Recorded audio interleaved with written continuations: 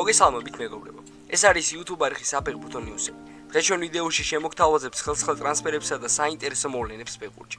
თუმცა სანამ ვიდეოს ყურებას დაიწყებდეთ, მინდა გთხოვთ რომ გამოიწოროთ ჩვენი არხი, რადგან ეს ჩვენ გვაძლევს ძალიან დიდ мотивაციას. ჩართოთ ზარისხილ კი რათა არ გამოგცეს ჩვენი ვიდეოები. მოიწონოთ ვიდეო და აუცილებლად გაგვიზიაროთ თქვენი აზრი კომენტარებში მომხდარ მოვლენებთან დაკავშირებით. ახლა კი დავიწყოთ.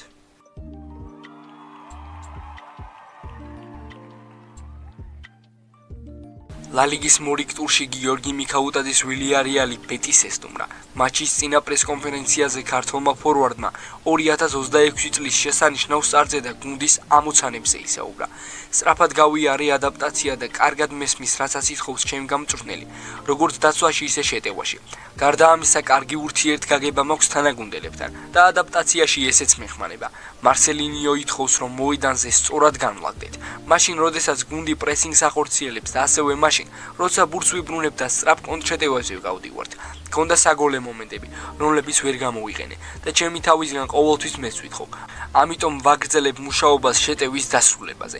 100%-იანი ეფექტიურობის მიღწევა შეუძლებელია და ეს კარგად მესმის, მაგრამ მუშაობ რომ უკეთესად გამოვიყენო მომენტები.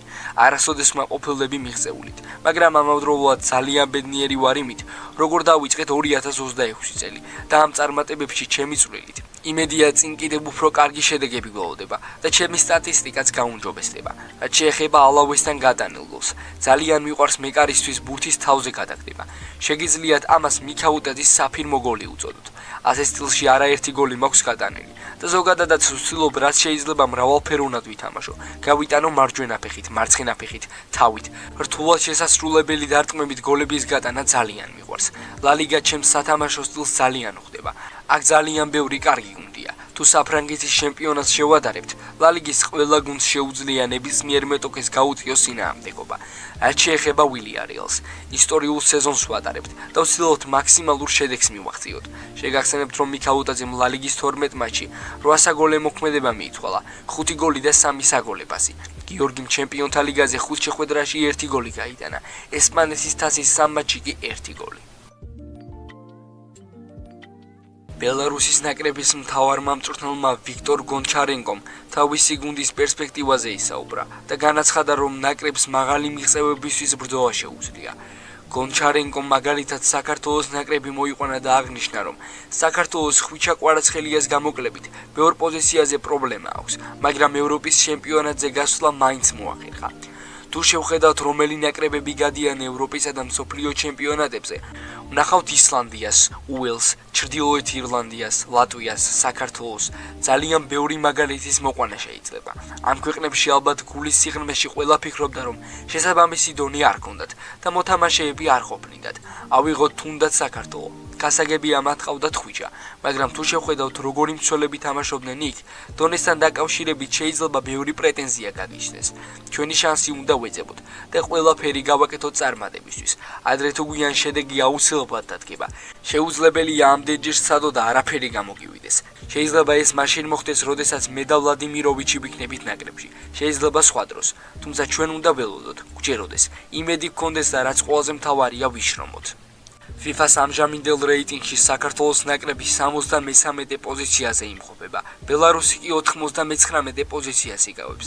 საქართველოსგან განსხვავებით ბელარუსებს დიდ ტურნირებზე არ უთამაშიათ.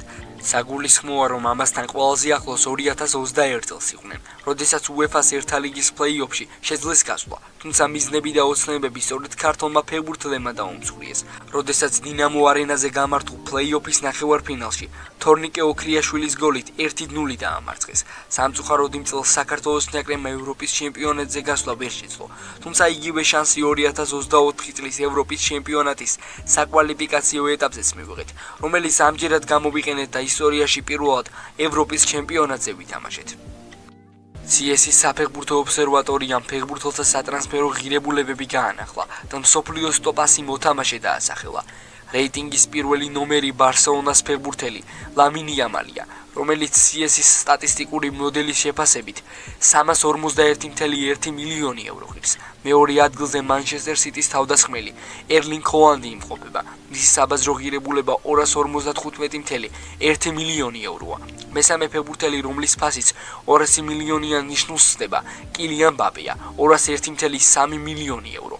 ტოპასში პარის სენ-ჟერმენის ქართველი გარემარბი ხვიჩა კვარაცხელია მოხვდა. კვარა 35 პოზიციას იკავებს და CS-ის მიხედვით მისი ფასი 91 მილიონი ევროა. PSG-ში მასზე ძვირად დეზირე დუე და ჟოაუ ნევეში არიან შეფასებულნი.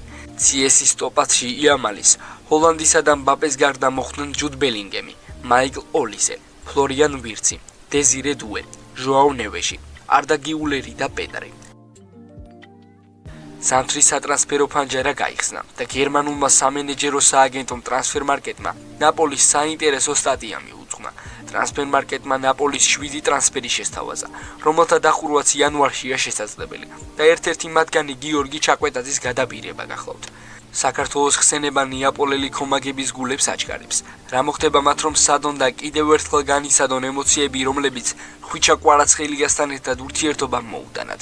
ოღონდ ამჯერად არა კვარასთან, არამედ მის თანამემამულესთან. ხვიჩა კვარაცხელიას გამოჩენამდე ჯვაროსნების ყველაზე პერსპექტიული ფეხბურთელი გიორგი ჩაკვეტაძე გახსათ. გენცში ყოფნისას მას საფეხბურთო ელიტაში შესვლაც უწინასწარ მეტყველებდნენ, მაგრამ მუხლის სერიოზული ტრამვის შემდეგ იმავე დონეზე აღარ დაბრუნებულა. ტრამვის შემდეგ ჩაკვეტაძემ ევროპის რამოდენიმე ქვეყანაში იმოგზაურა, მაგრამ ფეხი ვერსად მოიკიდა. საბოლოოდ უოტფორდში გადავიდა და მისი საბაზრო ღირებულება 4.5 მილიონი ევროა. შანსი ნაპოლისთვის, მას აქვს ხასიათი და ტექნიკა, მაგრამ მხოლოდ იმ შემთხვევაში თუ გრძელვადი ამ პერსპექტივას არ ეძებთ. იგივეა რაც ნოა ოკაფორის ტრანსფერი. შეგახსენებთ გასული წლის აპრილიდან მოყოლებული ჩაკვეტაძეს ტრავმა აწუხებდა და ხანგრძლივი რეაბილიტაციის შემდეგ მოედანს მხოლოდ ნოემბერში დაუბრუნდა. 25 ნოემბერს პრესტონთან მატჩი ცვლილებაზე ითამაშა. ჩემპიონშიპში კი ზედიზედ 9 მატჩი ჩაატარა. სწორედ მე-9 მატჩი ბირმინგემის წინააღმდეგ საგოლე გადაცემას შეასრულა. თუმცა გასულ კვირას ჰალ სიტისთან სამატჩო განაცხადში აღარ ფიგურირებდა. როგორც ხავი გარსიამ განაცხადა, ფეხბურთელი ტკივილს არ გრძნობს. მას ტრავმა არ აწუხებს, თუმცა სიფრთხილე მაინც საჭიროა. პორტუგალიურ პრესაში ზურიკო დავითაშვილთან დაკავშირებით ახალი ინფორმაცია გავრცელდა. ფრანგულმა გამოცემებმა სენტ-ეტიენის გარემარბი ლისაბონის ბენფიკას დაუკავშირეს, ხოლო აბოლამ დაადასტურა, რომ არწივების ინტერესი რეალურია. ჟოზე მოურინიო შემადგენლობით უკმაყოფილოა და რამდენიმე პოზიციის გაძლიერებას გეგმავს. აბოლას ინფორმაციით დავითაშვილი ბენფიკას სიაში ნამდვილად იმყოფება, თუმცა ლისაბონელებისთვის პრიორიტეტი არ არის და მეორე ვარიანტად განიხილება. არწივების მთავარი სამიზნე რიუ ავის ბრაზილიელი ფეხბურთელი ანდრე ლუისია. ბენფიკა პორტუგალიურ კლუბთან დაკავშირებას აპირებს და ოფიციალური წინადადების წარდგენას გეგმავს.